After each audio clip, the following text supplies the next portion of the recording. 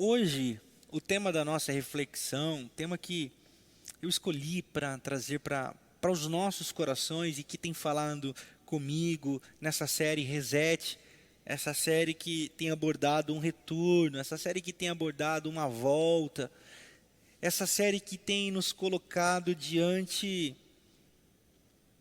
da dor e do sofrimento, do amor a Jesus, do amor ao que muitas vezes nós éramos tão apegados e se esvaiu, escapou das nossas mãos. Nessa série Reset nós temos conversado sobre retornos, voltas, retomadas, recomeços. E no dia de hoje, o tema que eu escolhi é a arte de sofrer e amar. A arte de sofrer e amar. E o texto que eu tenho como texto base para a nossa conversa hoje é em Romanos, capítulo 13, a partir do verso de número 8. Eu vou ler para vocês na versão NVI. Diz assim: não devam nada a ninguém, a não ser o amor.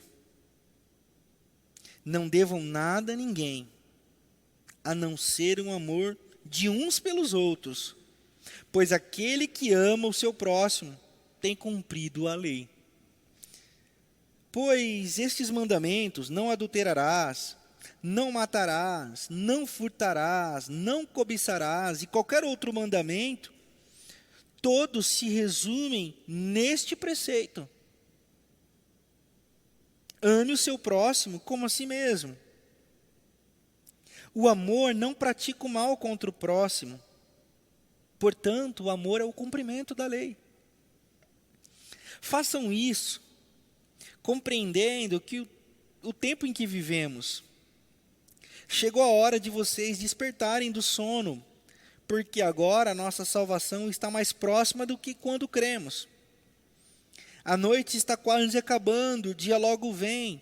Portanto, deixemos de lado as obras das trevas e revistamo-nos da armadura de luz.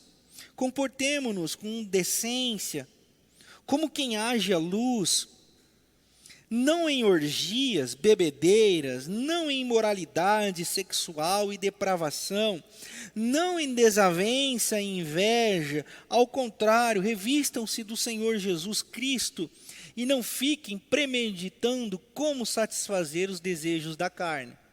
Olha que texto interessantíssimo.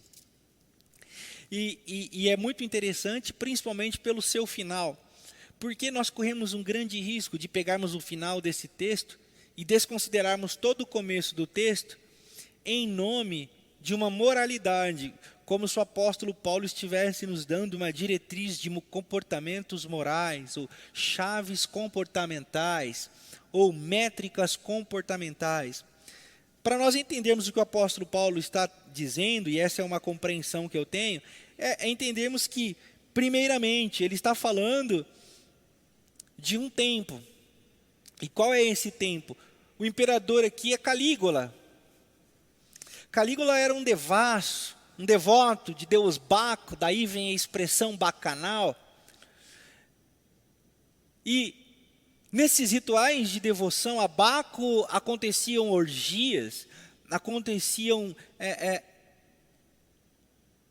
bebedeiras, festas, onde homens se entregavam aos seus prazeres e mulheres se entregavam aos seus prazeres de formas ritualísticas, como uma entrega de oferta a Deus.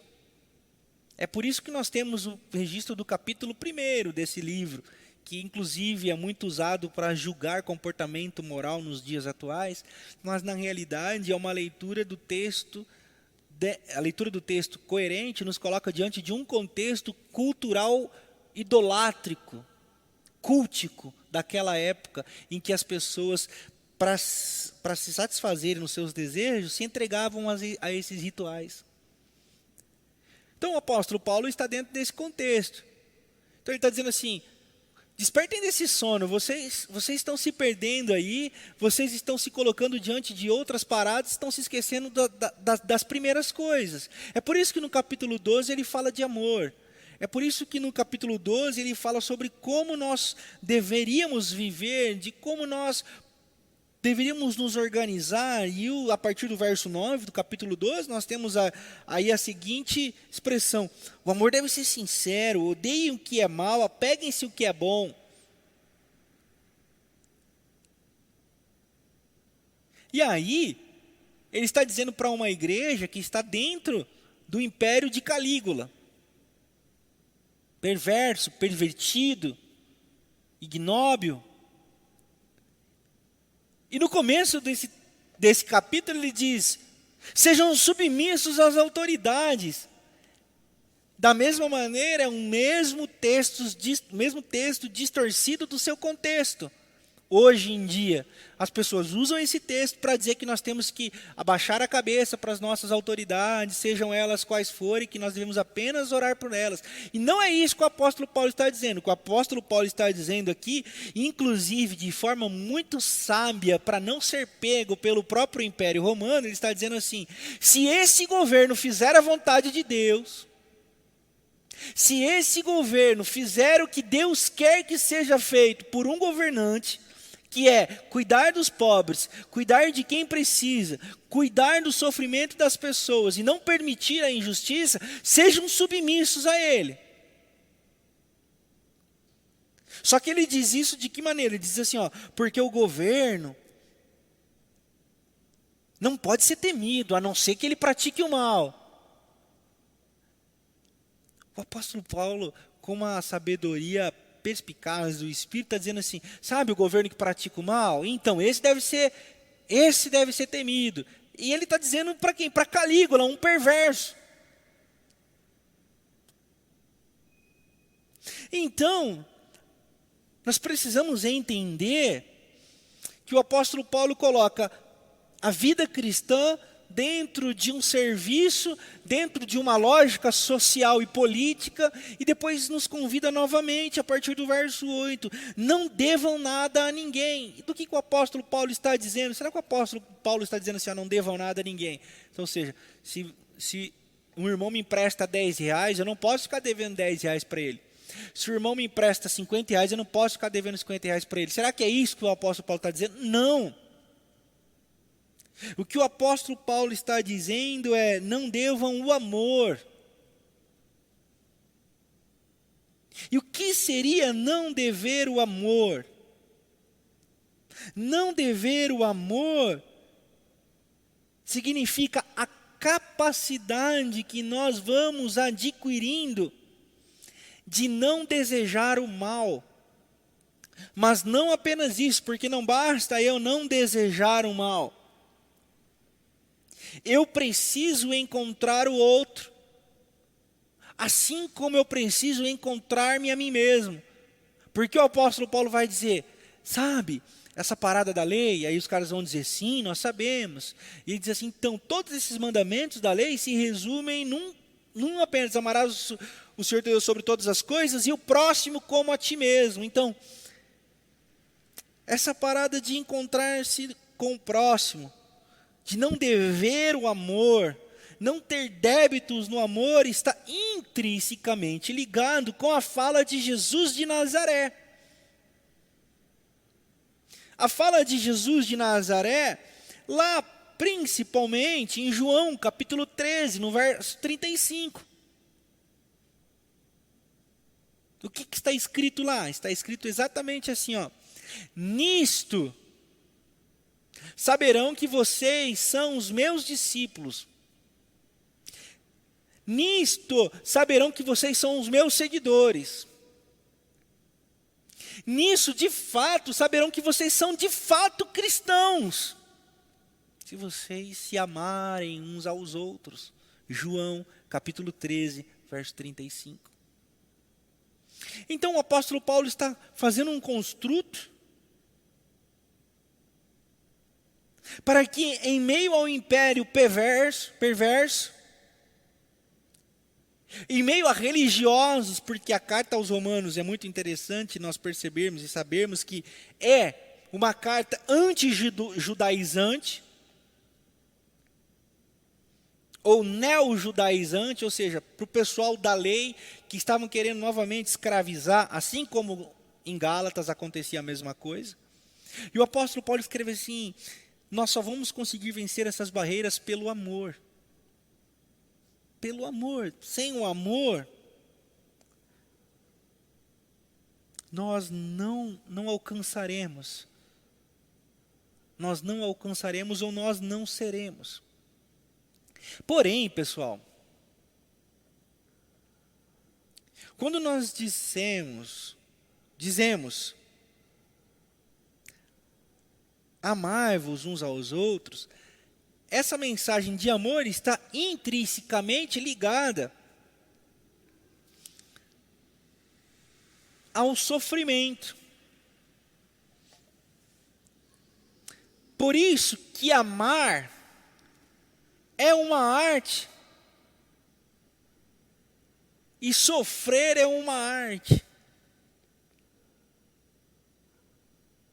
O amor não é um mar de rosas. Amar é ter a capacidade em si de lidar com o sofrimento.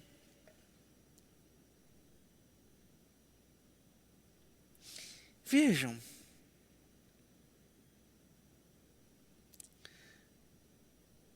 o apóstolo Paulo ama a palavra de Deus e ama a mensagem da cruz. Talvez poucas pessoas na história da humanidade amaram tanto a palavra de Deus, o evangelho, como o apóstolo Paulo. Mas talvez, não sei se foi o que mais, ou um dos que mais, porque muitas pessoas sofreram, mas os registros que nós temos é que ele muito sofreu por esse amor. É preciso discernir isso. Porque o que eu não estou querendo dizer, inclusive, posso até querer combater um pensamento muito comum, e eu já ouvi isso, e quando eu ouço isso, eu digo não, não, não. E o que é? É assim, ó, pastor. Porque é assim, né, pastor? Não vem pelo amor, vem pela dor. Como se essa fosse uma lógica divina. Como se essa fosse uma vontade divina. Como se essa fosse uma forma de Deus chegar aos corações. Não vem pelo amor, vem pela dor. Não. Não e não.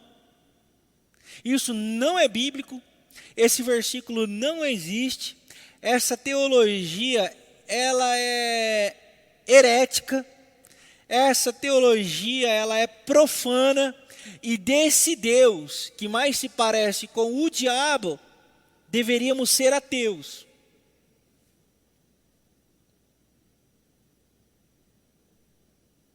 Porque o sofrer não é causado para promover o nome de Deus em meio à humanidade. O sofrimento, ele é uma existência exatamente pela ausência do bem.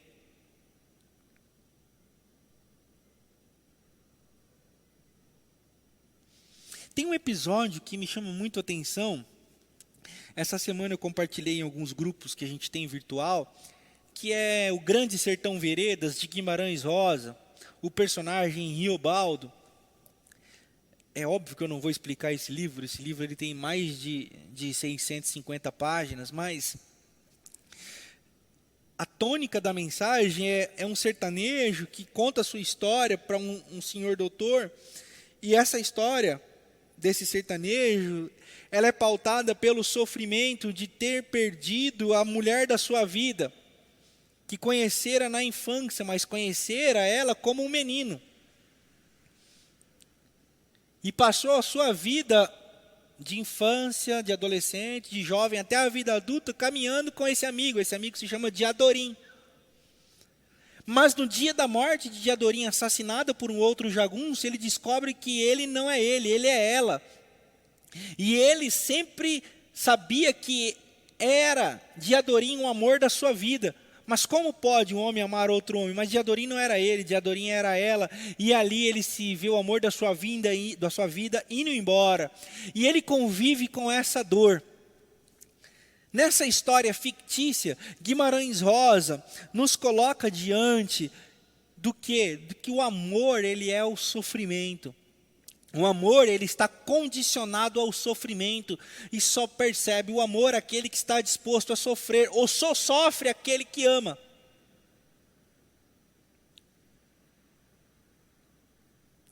Essas são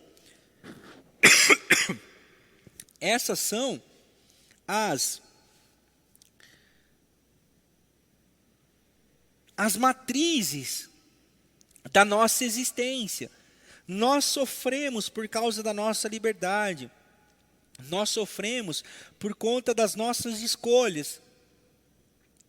Mas o amor, mediante as nossas escolhas, que muitas vezes são erradas,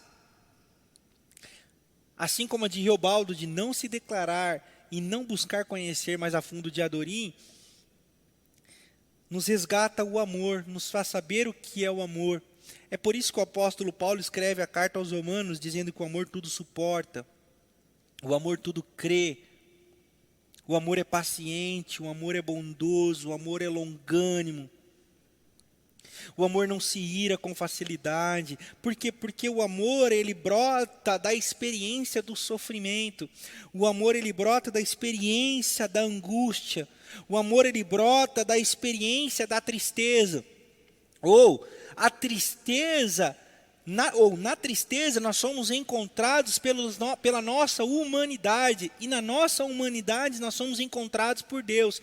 E quando somos encontrados por Deus, a Bíblia diz que um coração quebrantado e contrito, ou seja, não é um coração alegre, não é um coração jubiloso, é um coração quebrantado e contrito, ou seja, é um coração que está em frangalhos, é um coração que está em pedaços, é um coração que está esmiuçado por um sentimento e que não é de louvor.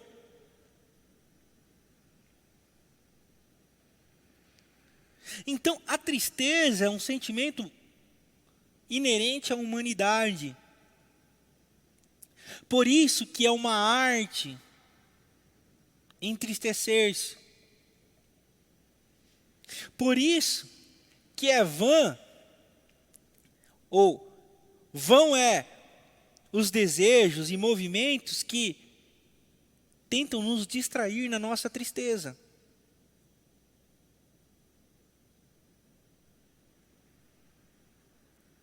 Quando na realidade o movimento do Espírito é encontrarmos-nos na nossa tristeza para sermos encontrados por Deus nela. E diante dessa tristeza sabermos que somos amados. Por isso, quando o apóstolo Paulo escreve, pessoal, não devam nada a ninguém senão o amor, ele está dizendo assim, ame o próximo como a ti mesmo. Apesar de termos vários mandamentos, eles se resumem nesses, e em meio a esse tempo sombrio, é o que o apóstolo Paulo escreve, é o contexto do apóstolo Paulo, nesse tempo sombrio de Calígula, de perversidades, de imoralidades, não se esqueçam disso, amem uns aos outros, vai ter muitas pessoas tristes por aí, por isso encontrem essas pessoas e não devam nada a elas, senão o amor, ou seja, a capacidade de encontrá-las nessa tristeza. Não tentem distraí-las da tristeza, não queira ser distraído da sua tristeza, mas procure pessoas que estejam capazes de chorar com você. É por isso que diz o verso 15 do capítulo anterior.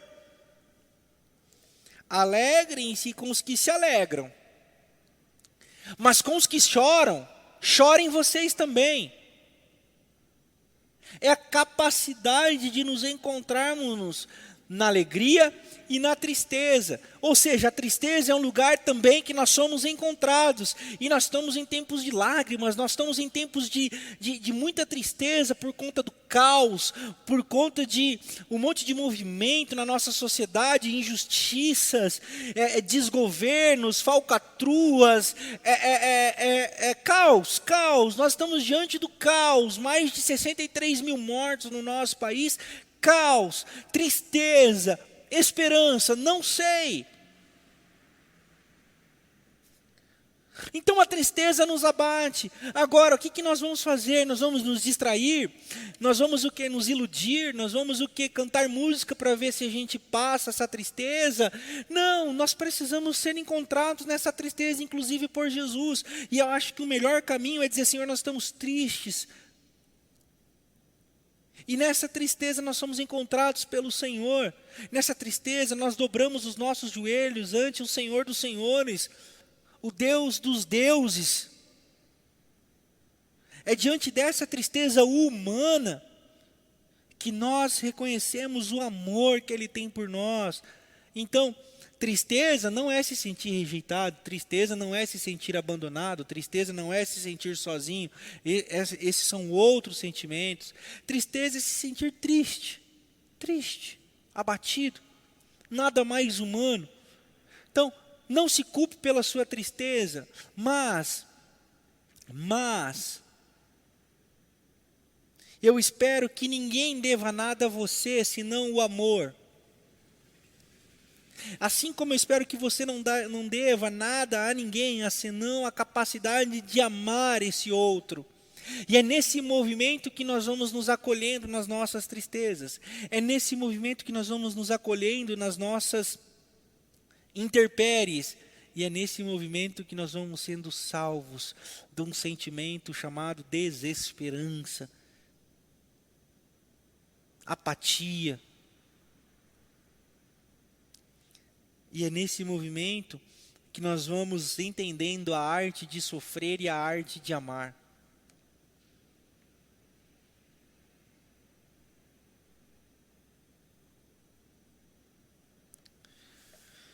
Talvez o que você precisa hoje não seja uma palavra de ânimo, mas apenas um abraço, ainda que virtual, para dizer assim, está tudo bem, as coisas não estarem nada bem.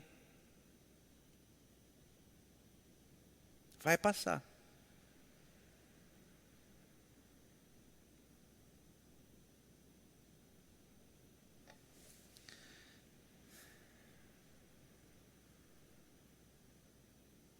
Eu quero concluir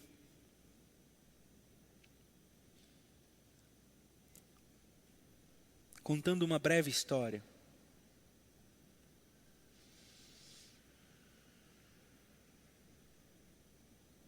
A história diz que uma mulher fez planos de ir para a Itália.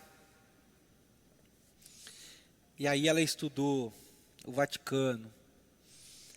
Ela estudou Roma, a torre inclinada, Coliseu. Estudou tudo sobre a Itália, Veneza, os riozinhos lá com os barquinhos lá.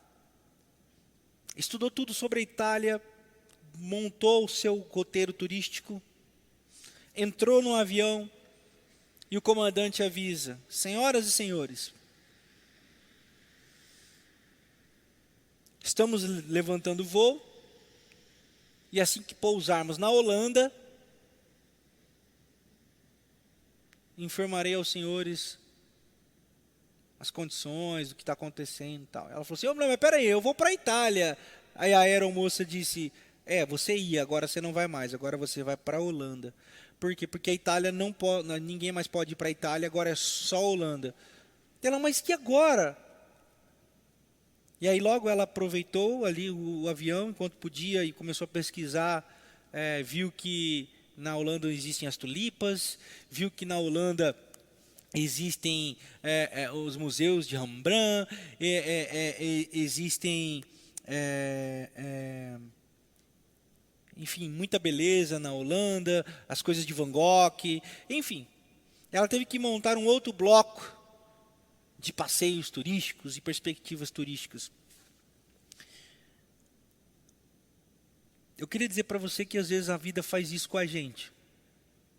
A gente faz planos de ir para um lugar, de chegar em determinado lugar, de conhecer, fazer, ser. E isso não é só em relação à viagem, ao futuro, é em relação à família, é em relação ao relacionamento. A gente planeja. E chega o piloto do avião, que se chama realidade, diz assim, você não vai para lá, o destino vai ser outro. Aí você está dentro do avião, meu. O avião é existência. E você precisa se adaptar agora à Holanda. Tentar conhecer as belezas da Holanda. Eu acho que a arte de amar e sofrer nos coloca diante dessa capacidade de entendermos que nós não vamos mais para a Itália. Talvez até ouvir muitas pessoas comentando sobre a Itália, sobre Veneza, a beleza da cidade do Vaticano em Roma. Nós vamos ouvir muita gente falando da Itália, mas nós estamos na Holanda e a nossa experiência é na Holanda. E nós precisamos encontrar o que fazer na Holanda. A arte de amar e sofrer é essa capacidade que nós temos em nós de resistir, de sermos resilientes e de enxergarmos novas possibilidades.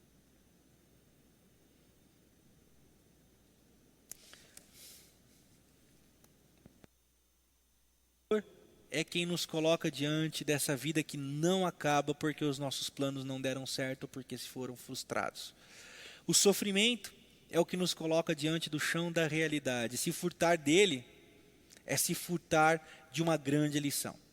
Por isso, a minha oração por mim, por você e por todos nós é que o nosso sofrimento nos torne mais humanos, nos torne mais parecidos com Jesus. E que isso nos transforme a sua imagem e semelhança para abençoarmos uns aos outros, cuidarmos uns dos outros e, enfim, aprendermos a cada vez mais amarmos uns aos outros nas realidades que nós enfrentamos. Que Deus nos abençoe em todas as coisas. Eu espero você aqui no próximo domingo. Não esqueça de fazer o seu cadastro no site. Não esqueça de fazer aí o seu registro para a retirada do seu voucher. E eu te espero aqui, vai ser muito bom revê-la.